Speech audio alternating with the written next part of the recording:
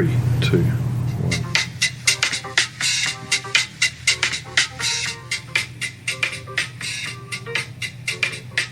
Welcome to From the Valley Podcast with your host, Tim Wilshire. Welcome along, everybody. It's Thursday, the 13th of June 2019, episode 52 of From the Valley Podcast. Your host, Tim Wilshire, with a guest I've wanted to have on the podcast for quite some time. She's finally here. Kristina Georges, welcome along. Good afternoon, Tim.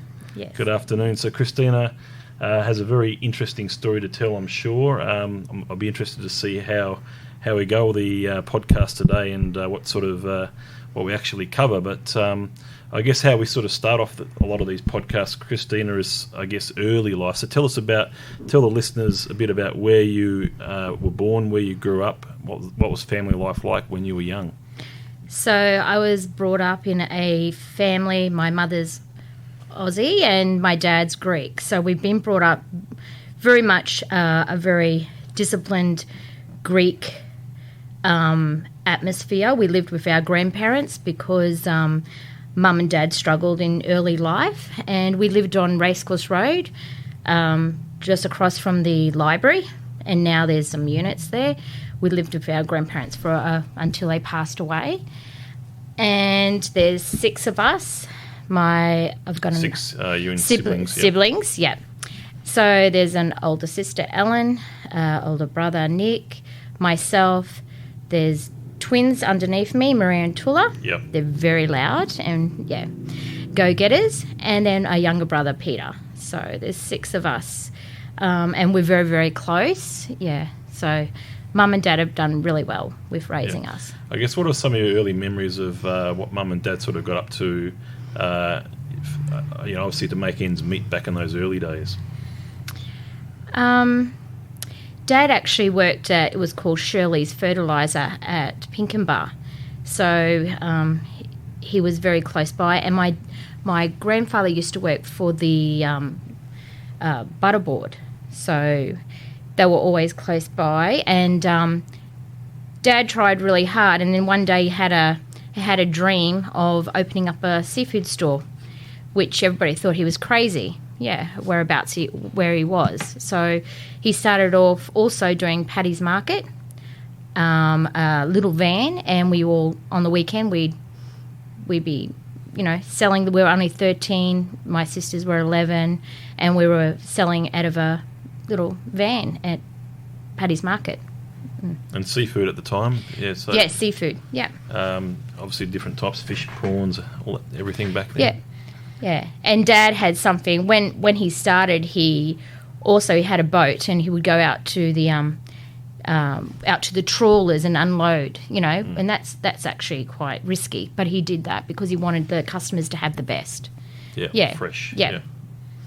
So that's how it all sort of started out, and then I guess the name sort of Samies Seafood is sort of got a long history with Brisbane.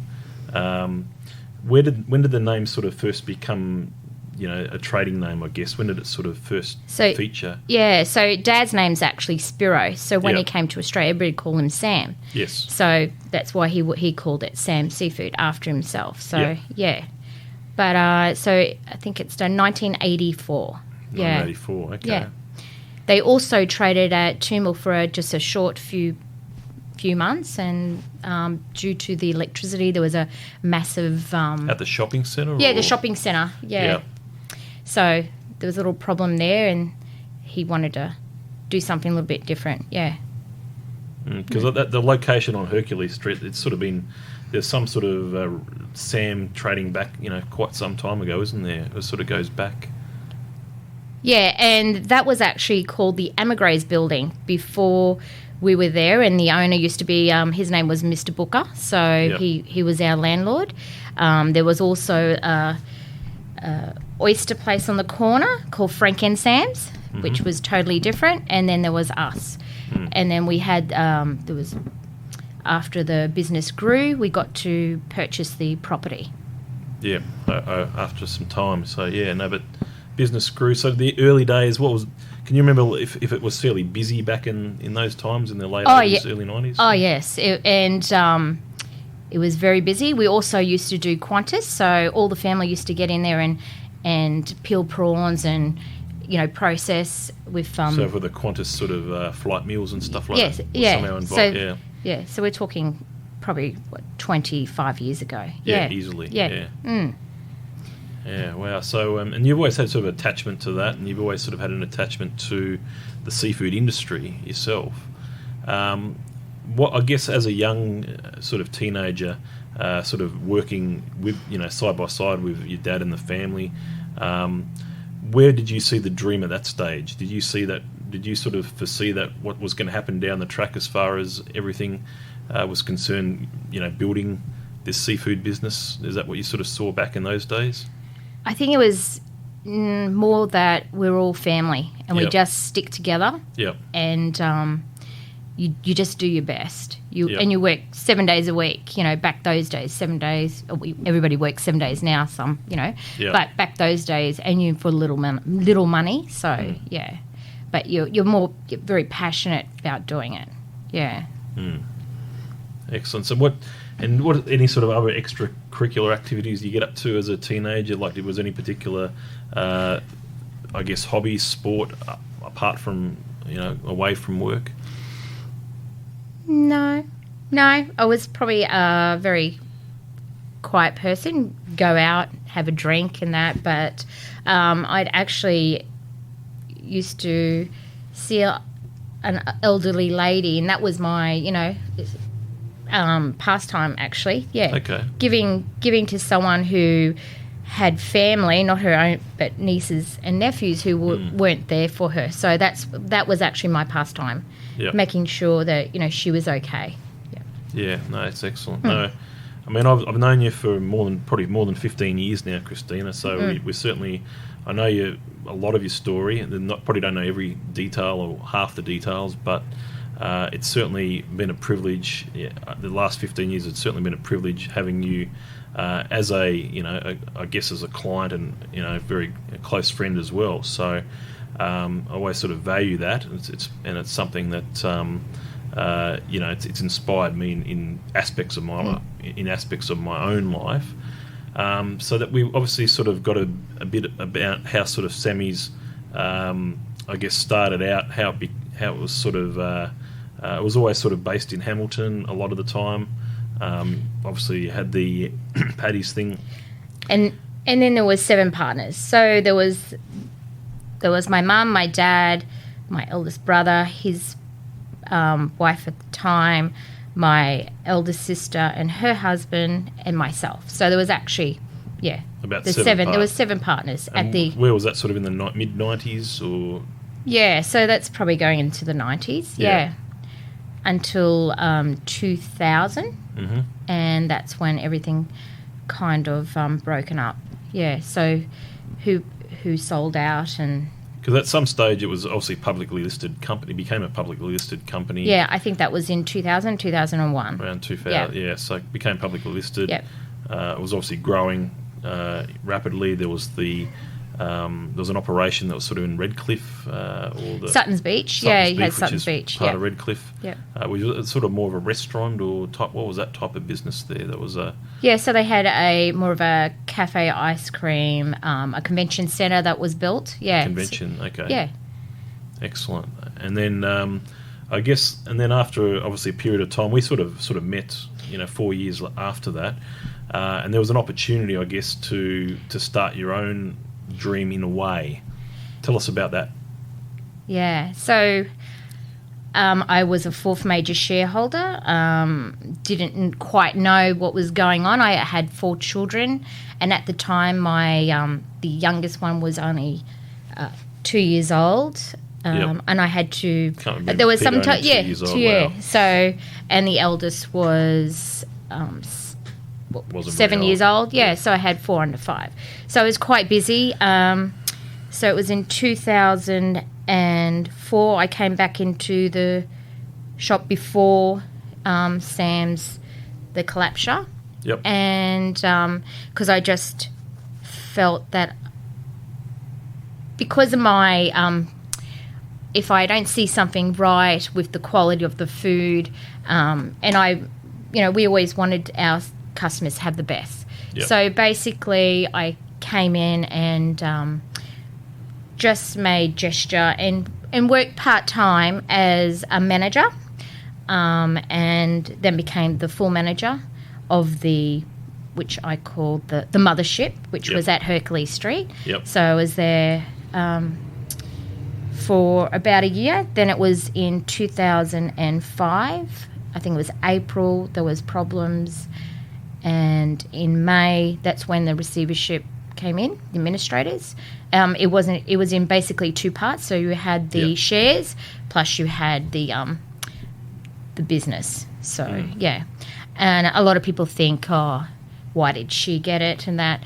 I worked under receivers for 5 months. Yep. And there's many little stories that we could tell, but we probably shouldn't tell. Okay. And the thing is, when you're so passionate about a business and you love it and you will fight for anything for your family, and, you want to have respect, you're basically going to do your best, aren't you? You're going to do your best. Yeah. So just by gut instinct, as you know, I'm a bit intuitive, and I just felt something was incorrect with what was happening at the shop at that time. So it was then when I addressed it to the receivers and showed something on tape, which was tape recorded visually. So, and after being, then we were approached to buy the business. Mm-hmm. So we bought the business just before Christmas. So, and without having stock. So the people that trusted my husband and myself knew that we would, be good for it. Yeah. Yeah, and obviously the experience in the seafood industry, it was a very good, it was a good opportunity, a good fit. Yeah. And that's where that Samies Girl dream started and began. That's right. And I had that dream before. I knew that if it wasn't going to buy that business, we were going to start somewhere else. Okay. Yeah. So we had the name before December. Yeah. Yeah. No. So they were a great name. I remember, obviously a great logo at the time. Even the first draft's really, really, really good.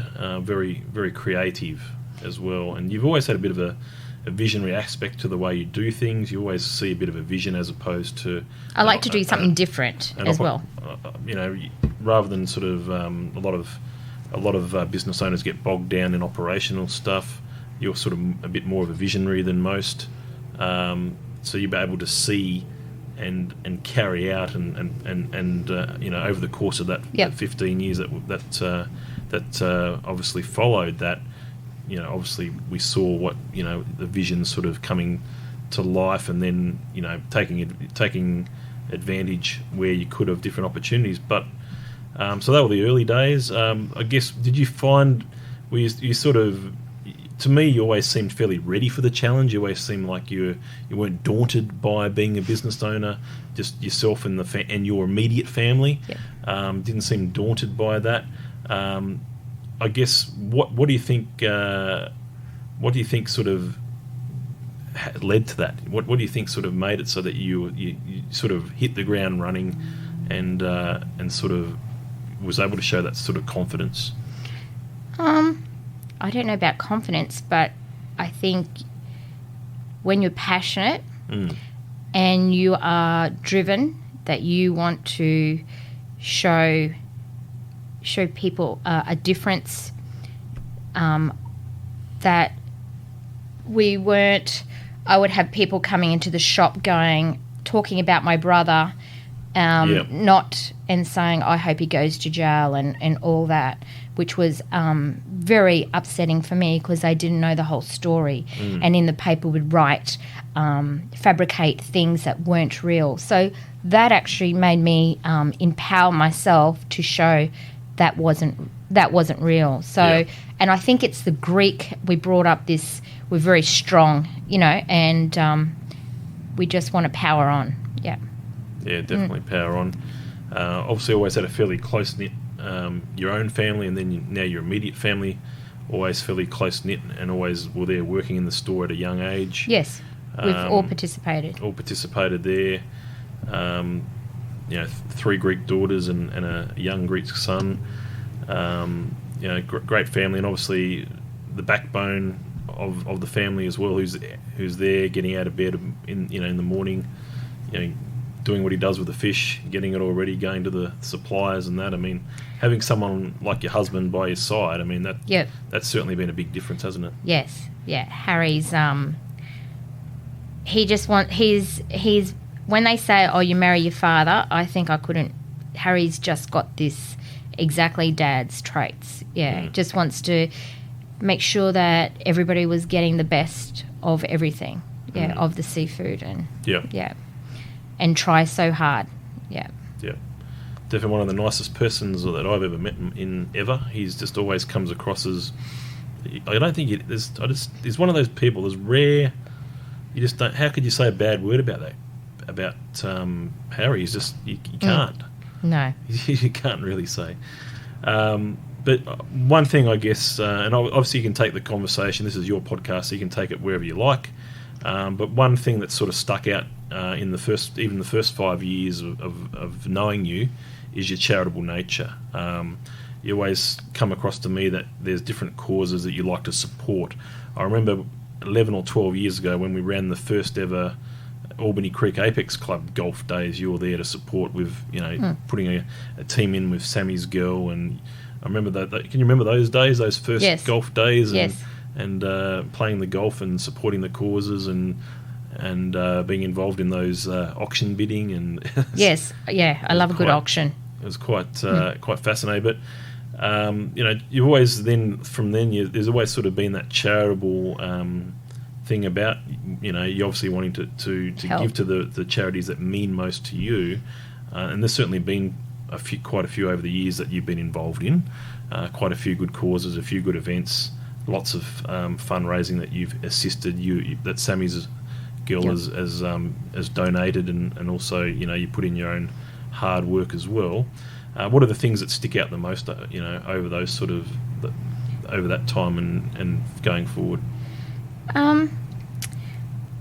I still remember like the floods, 2011, and we had the floods. Yeah, and we were all concerned. Well, they're going to, the electricity is going to turn off. So, and we knew that at the RNA showgrounds, everybody's going to go there for shelter. Some people are going to go for shelter. So what we did is we got food and we took it in the, in the truck and just took it there. We were the first ones there. So I remember in the floods, it's just what you should give. So, it's like, my motto was always, if I take from the sea, I've got to give back. So that's why we did, satellite tagging with the turtles and that. So it's really important always to give, and you shall receive. That's just how I've been brought up. But 2011, we've done many things, and I've done it with my old bank manager, Andrew. Did the homeless cooking at Ipswich, and we've had fun. I think I bring out a lot of good in other people to do charity, but it's good to be involved, to know where it's going, because there's a lot of charities out there that CEOs bring in a lot of money, and that just for themselves, and I think that... I'm sort of one, as you know, sort of being in the service organisation space for as longer as I've known you, and it's always one of those. It's a bit of a bugbear when I guess the big charities have to sort of fund a lot of salaries, have to fund, and it takes away from what you're donating to get to the to the root of where that needs to go. So it exists, but obviously you like to we sort of, where possible, where there's some good charities that. Don't have much of an overhead. It's just a matter of getting it to the where it's going to go. Then they're the types of charities that, as long as there's a good message there, that's the type of charities we like to assist. I mean, I remember that girl, that Keeley girl from Golden Octopus. Yes. I mean, amazing lady. Yes. And still tripping strong now, and it's great. It's inspirational to see her, the difference that she's made to her people. Yes. As well. Yeah. So, out of something that happens in your life, and you're just making it something really good happen out of it. Yeah, Keely Johnson is amazing. Yes. Definitely. So, but also you've always been fairly passionate about making sure that nature is looked after as well, environmentally as well. Yes, we started with an environmental bag, program for our customers from day one. They brought a bag in, they get a stamp on their 10th visit, they get 5% off. On their 20th visit, they get 10% off. And it just encourages people, and we've been doing that from when we started, 2005, so when we started. So it's old school while everybody's now with the plastic bags, but they're still not educating people enough to, because we forget our bags. But if you give it an reward system, it's going to change a little bit different. So it's going to change your mindset, because everybody wants to save something in monetary. When it comes to plastic bags in particular, I think the mindset does need to somehow change. It's just so easy and so ingrained and trained into us that we just leave home without a bag. We go to the shops, we end up, where's my bag? It should be in the car. Now we've got to buy another plastic bag or go home. It's a bit of a cycle, isn't it? Yeah, it is. And I think if you want to, if you have a business and you have an idea, it's always good to share that idea with other people as well.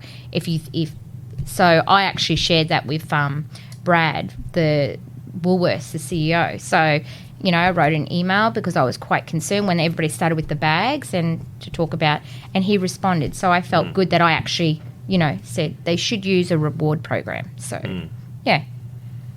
Yeah, okay. So I guess what are some of the the things that you've sort of learnt in business, over that 15-year period that we've known one another?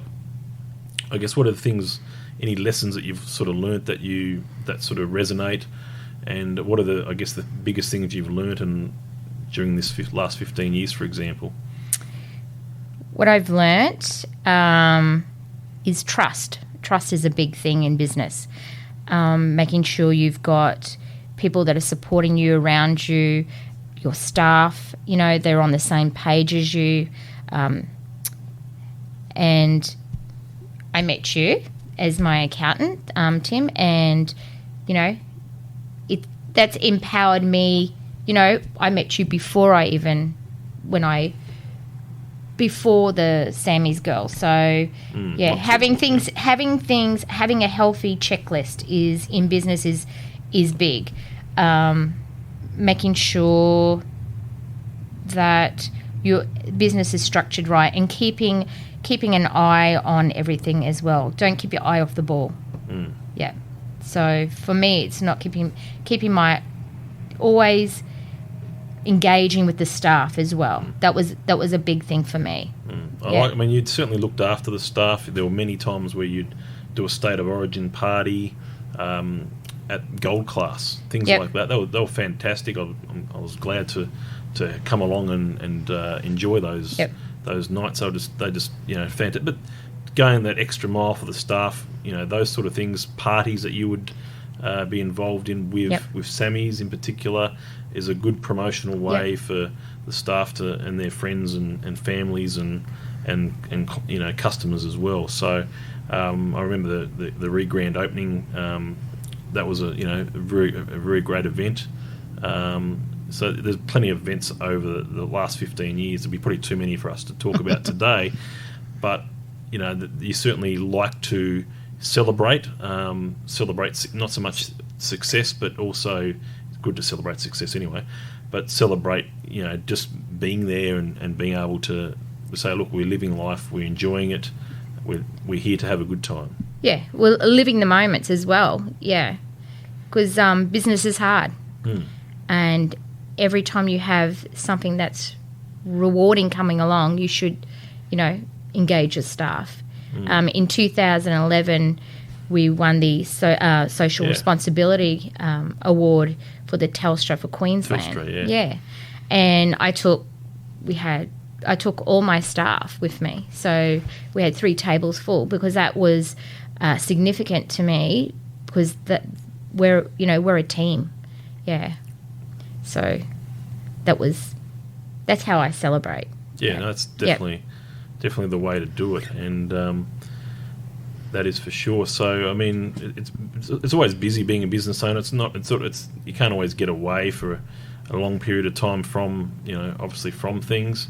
But you've sort of travelled the world a little bit. I mean, what are the sort of, I guess, the most interesting places that you've been to, and where you really enjoy going for, say, a holiday, or just for somewhere to have a look and do a bit of people watching, or environment. I really love Hong Kong, as you know. I've been there a few times. Yeah. What's it about Hong Kong, I guess? I just love the Asian atmosphere. I just love it. Yeah, I just love the there's so many people, and they just seem to flow. Even in China, everything just flows. While in Australia, we don't flow as well. Do you know what I mean? Where they just seem to know. You go in the subway, and they just seem to. There's no problems. It just goes with the, just seems simple. Yeah. It's a different type of ego, isn't it? I guess Asia. It's completely different. It's more of a bitch and moan whine sort of culture from time to time that you get here in Australia, and it's completely different over in Asia when it comes to the mentality that they have. Yeah, and I just think it's great, because I've just my first time in Hong Kong in the subway in the Octopus, and I just basically stood there and people just going around you, and it's just just engulf that in and feel it. Yeah. And you've been to Greece, haven't you? Tell us a bit. Yeah, so been to Greece, as you know. My dad comes from the island of Ithaki, which is the island of Ulysses and Penelope. So, yeah, it's very special over there. And Harry's Kythera, so I've been to Kythera, and hopefully next year we're going to go. Yeah. So they're both beautiful islands. Yeah. What year did your dad migrate out to Australia? I think it was in the 40s, late 40s. Okay. Yeah. Would have been a young kid? Yeah, he was a child. Yeah, most of them were. Yeah. Okay. Excellent. So Greece and obviously Hong Kong, Asia, some great destinations around there. What sort of music do you into these days? I know you like the Veronicas, don't you? Or? Yes, I do. And I'm Madonna fan, of course. Big Madonna fan. Yeah, big Madonna fan. So, yeah, and I just like listening to hip-hop and, and probably that, But I do like jazz as well. So there's a bit of a palette of different variety genres that you sort of like. So jazz, some hip-hop, sort of American hip-hop or Australian hip-hop, or bit of both. Yeah, whatever. Yeah. Yep. And so with your I guess what are your siblings up to these days? Are they sort of got their own in businesses themselves, or what are they sort of up to? My sisters, Maria and Tula, they have a cafe at Labrador, and also they've opened one at Manly West called Freaks. Okay. Yeah, so they're very high on social media. Okay. They're twins, so they work really well together. High energy, good food. They, they're very, very out there girls. Yeah. So shout out to Marie and Tula. Yeah. So, they're great sisters. Yeah. Yeah. Been very... we actually look like triplets. So some people look at me and they go, "Where's my cuddle?" And I said, "I don't cuddle." So, yeah. Yeah. And then I have my sister Ellen and her husband Brett. They've got a few news agencies over at Indooroopilly, and they've got gift stores. So, yeah. And Ellen, Ellen's very passionate with the gifts, so, yeah. Yeah. Good stuff. So with the children at the moment, they're all sort of getting to that adult age, aren't they? They're all university and working and adults and boyfriends and... Yeah, we have all the boyfriends live with us as well. So, yeah, Marie's an electric engineer. She's works at the airport. That's Maria, the eldest one. Yep. Yana's doing biomedicine. So she part-time works at the hospital. And Tula's just about to finish her marketing and business. So, yeah. And Peter's doing what boys do, gaming. So gaming, that's like playing video games and in a professional... You can do it professionally for uni, yeah. Okay. So you can actually sort of do like a subject at uni now with professional gaming. You couldn't do that when I was a kid. No, it wouldn't surprise me though, with the way things are these days. I mean, did technology, did that sort of play much of a role in the way your business sort of developed over the years? Was it what sort of technology did you use? Technology, well, over the years, the system of the till, it's changed, so you can actually see, you can actually go online, which is great. So you know what you're making as well, the profit. And 10 years ago, that wasn't really around, was it? It was no. Yeah, it was more of a cash society back then. Yeah, so now it was about... Z totals and... Yeah, that's right. But now, not everybody's using cash, so it's more of an FPOS, which would, when I was in, it was about 80%. So, yeah, the technology's getting better, and I think that we're all tending to go to online components, so buying online. So, and things like Uber Eats have taken it. Tell us about your take on something like Uber Eats and delivery. And are we a lazier society? What do you think's going on? No, we're lazy. I'll say, I'm lazy. And if you think, I'm not going to cook, we don't want to cook anymore. Yeah, we're not more traditional, so we'll just get Uber Eats. And that cafe or the restaurants that's making that, they're actually losing their 35%. Yeah. People don't realise, plus their 10% they've got to pay for the GST component. Exactly. So a lot of people don't understand. So that $20 meal actually would be $10 they might get back at the end of the day. Not even that. So it's getting tougher for restaurant people at the moment. So, but obviously Uber's, they're making so much money. Yeah, great idea, but it's not good for cafes. Yeah. I don't know. I mean, it's one of those, that idea is going to stick for a while. I mean, it's one of those things, will it go out of fashion at some point and say, well, people will be jack of that? I mean, it's just hard to know what's next after that, because, I mean, I've never really used, to be honest, I've never really used Uber Eats because, I just find if there's a place I want to go to, it's not very far away. I just walk or drive and pick up the food and come home. But most of the time, it helps home prepared. But when it's not, when you you just go out, pick it up, come back, it's easier than worrying about it, trying to arrive and trying to pay extra for something, or I don't know. It just seems, all pizza delivery has always been around. It's been around for forever and a day. So it's really an extension of a pizza delivery service. But now you can order whatever food's on the menu. Could be anything from anywhere, and this place has to support it and this place has to support it, and if you don't support it, you might miss out on a sale or something like that. So it's quite interesting. But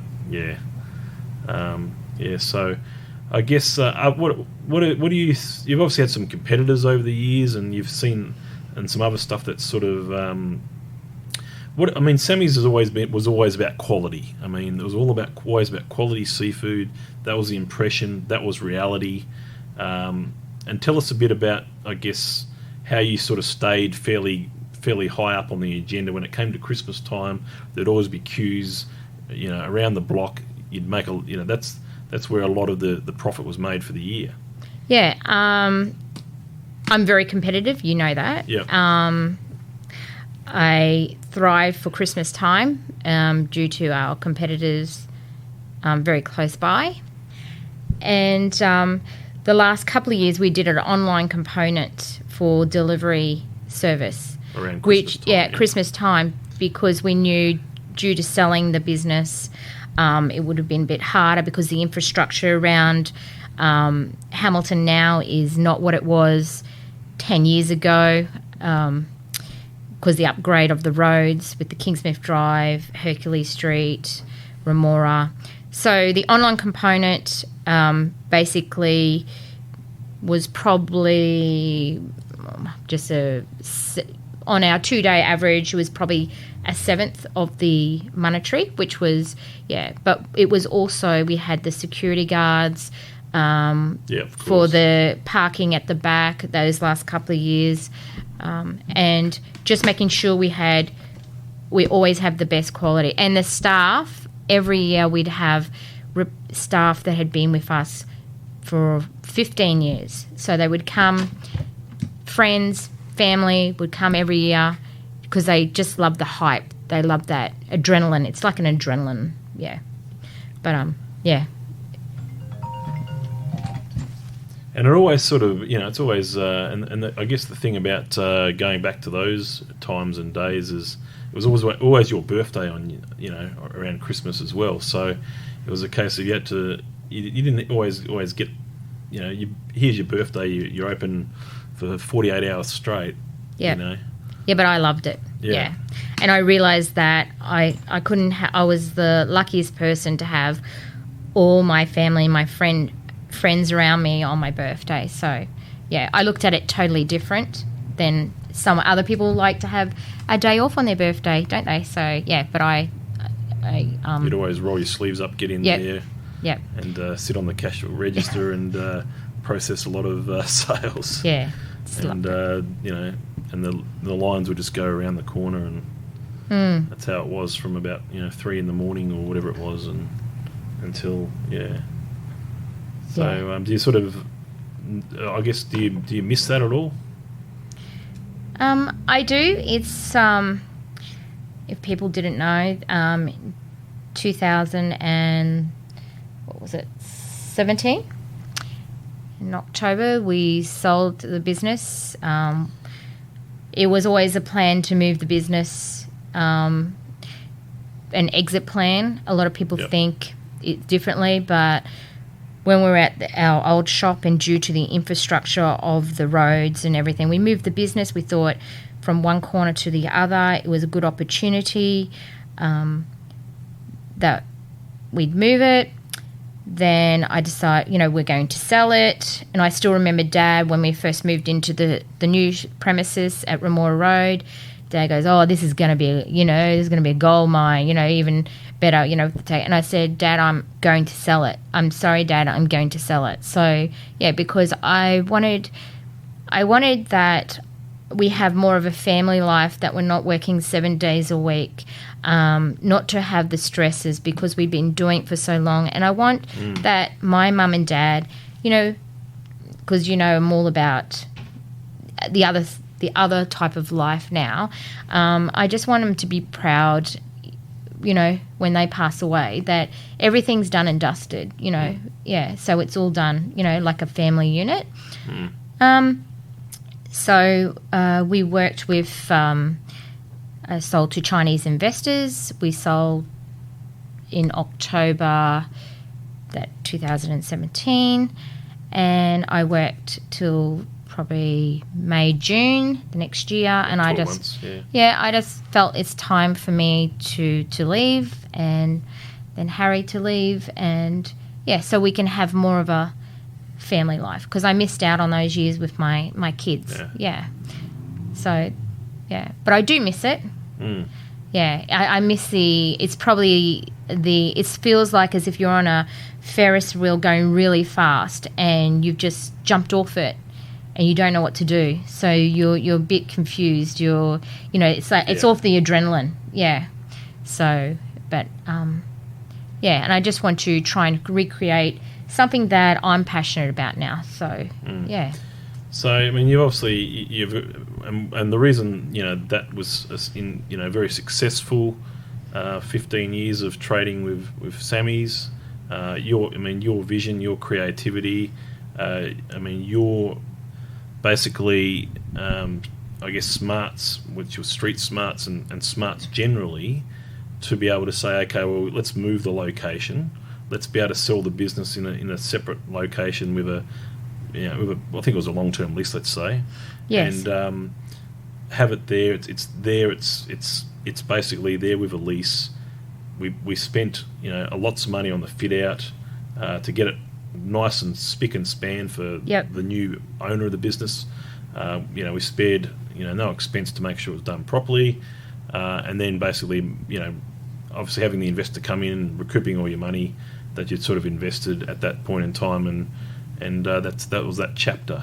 In a way that you sort of you'd done it, and So tell us about the next chapter. What's next? So basically, as you know, I'm very. I had a friend that passed away 6 years ago who was very close to me and also worked with me. And Jean? Or? Jan. So from there, I noticed family not coping when the passing of her, and I just seemed to. And I've over the years, I really realised that I actually have a nature that I'm very calming when it comes to someone passing. So I'd like to get into the funeral industry, which I have had interviews and unsuccessfully got in, and due to probably that I haven't been in the game for and I'm not born into it. So it sounds like you probably have, knowing you that I do, I think you've got the vision to be able to create something of your own in this space, yeah? Yes, you know that. Yeah. So basically, I think I've just got fresh new eyes. I can see that when people are at a moment in their life, someone passes away, I feel that sometimes you're vulnerable to pay amounts of money that you don't need to. So I see something totally different, which I think that people should have the rights to know that they don't need to buy this specific coffin, for this amount of money. They can buy it for this amount and while someone's grieving. Yeah. I just want to help people in a vulnerable time. Well, that makes sense. What do you think? I'm just going to ask you a few random questions, just to kick along a bit the conversation a bit. What do you think is the best investment that you've made that's cost you less than, say, $100? Oh my goodness! The best investment. What do you think is the best sort of investment to you that you've spent $100 and said, well, that's just priceless, what I've spent here and that what that's given me?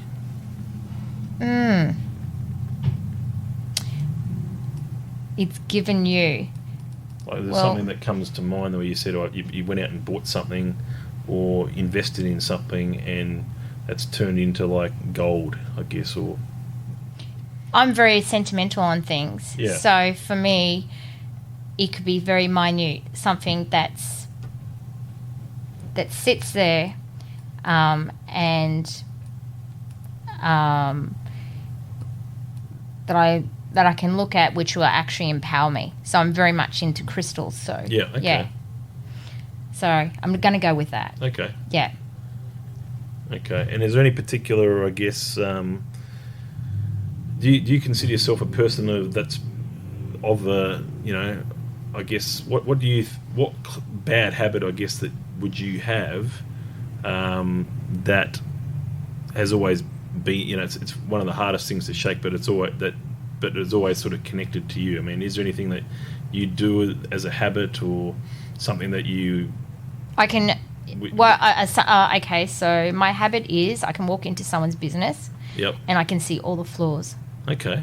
I actually have a problem with, and I feel that's probably why I can't work for anybody. Mm-hmm. Yeah, I actually can walk into I can find something, yeah. I mean, that's not necessarily a bad habit. That's just obviously who you are. Oh, I'm an agitator. No, that would agitate someone. Yeah, it certainly would agitate someone, and obviously you but you're obviously, you always speak your mind. So if your mind's there, you will speak it, and you won't sort of, if it needs to be said, you're always going to say it, aren't you? Yes, I've done that with politicians. Yes, over the years, and I've written many to our different Lord Mayors, a lot of politicians about the roads and that. So yeah, I do speak my mind. Yes. Yeah. As far as politicians are concerned, is there any particular politician that you've met that you've sort of said, look, I really respect that politician. I really, there's no one that really comes to mind as far as a politician? No. Okay. Sorry. No. Sorry, I've even met Pauline Hanson last year. So I asked the question because down at Wynnum, and I like to ask questions to different politicians, LNP, Labor, whoever it is. I've met Bob Catter. There's over the years I've met heaps. But my concern is, and this is what I asked, is about food security for Australia. So there should be quotas. We're not thinking of Australia. We're like, well, I just sold my business to Chinese investor, Yep. But yeah. So, but the thing is, and that was the question to her. So, should we have quotas going out of Australia? So, because all the investors are buying, so they're buying for a reason. They're not. It's not for. Yeah. So talking about that habit thing, is there any sort of rituals that you sort of that are like a bit of a habit, I guess? Anything that sort of that you make sure you do every morning as well? Like, is there something that like a routine that you'll always do, or do you do something different from one day to the next? No. I'm random. No. Fairly random. Yeah, random. No. I'm not OCD. That's a good answer though. At least that's a good answer. I guess you've been fairly vocal, I guess, to me over the years as to things that you don't like when it comes to different industries. One industry that certainly, I guess, does always need to, in my opinion, needs to be rung in a bit, and you probably agree with me a bit, is the selling of real estate. Yes, I have my real estate license. Yes, and that was another thing that I'd like to do. So yeah, I just want to. But there's a lot of dishonesty there, isn't there? It's always about to do it's all about trying to get the sale no matter what. In some cases, or. Yes, yeah, because I had a bad incident a few years ago, as you know, and when you're buying something and it's saying it's got views, and then it's really doesn't have views, it's going to be developed in front, and you wouldn't have found it in the strata title. You wouldn't have found anything of it. So the body corp. So. For me, yes, I have a problem with real estate agents not being truthful. Yep. Yes. Yeah, because they're trying to make a dollar. So, yeah.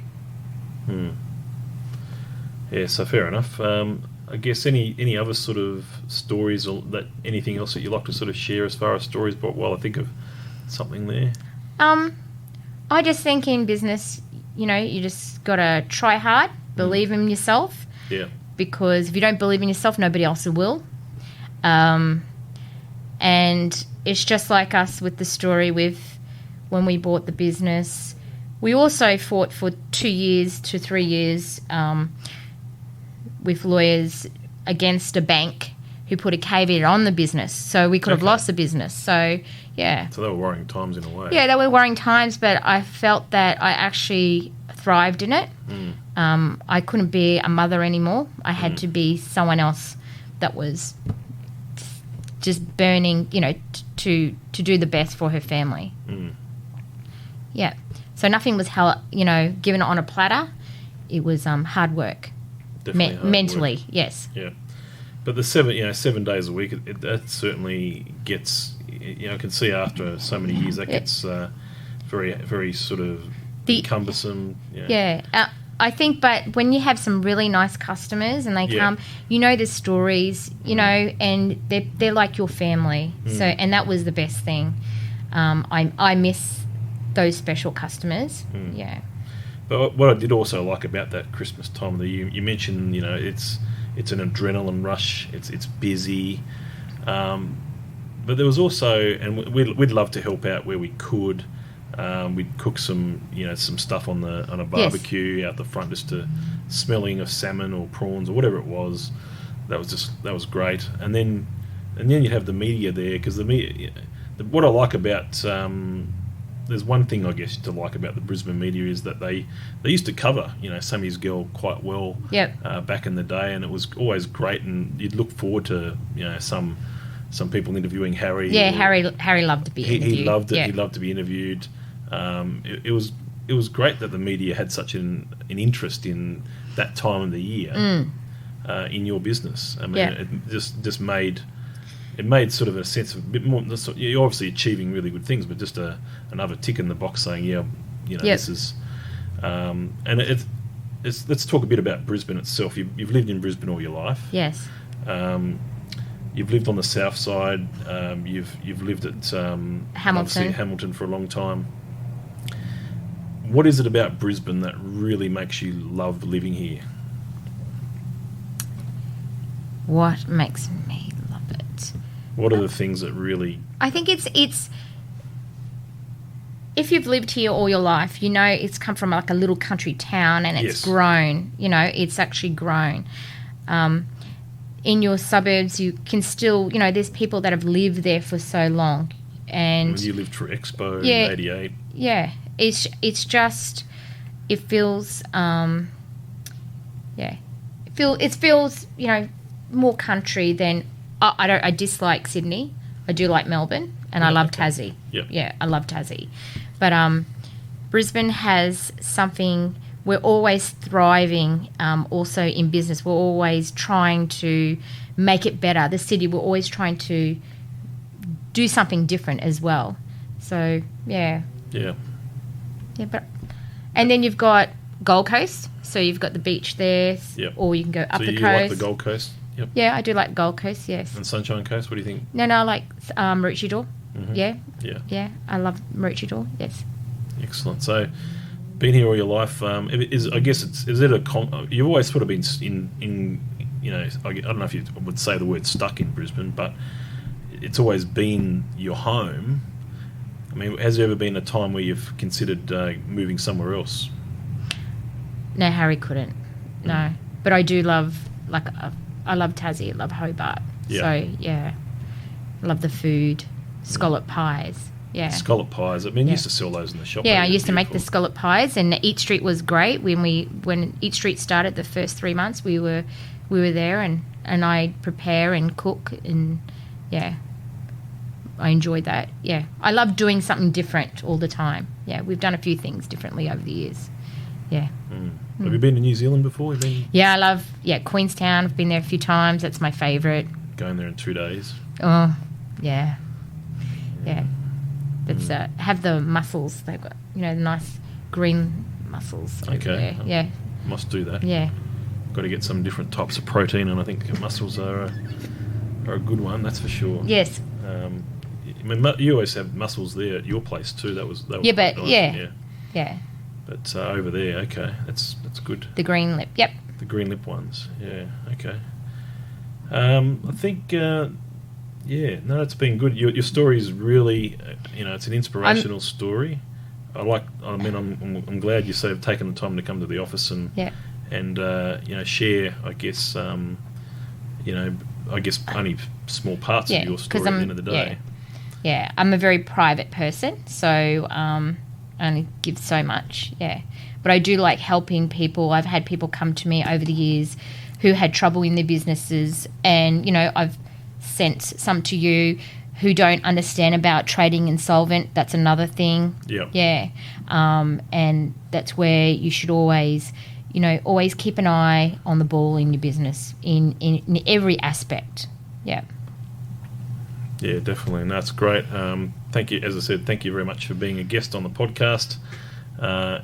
We'll obviously get this up there, share it around, do what you need to do, but we'll get it out there, and it'll certainly be an episode to remember. That's for sure. Okay. And that's my final words. But anything final? Just hope that I resurrect with new business that I'm passionate about, and as I said, online components are a big thing. So I have a different vision on which way to go. Yeah. So let's see. No worries. Thank you very much for your time today. Thank you very much, viewers. I'll be away for a week in Queenstown, believe it or not. So may not be another podcast up until a week or two's time, but it's certainly been a great time. So anyway, thank you very much, everyone. Cheers for now.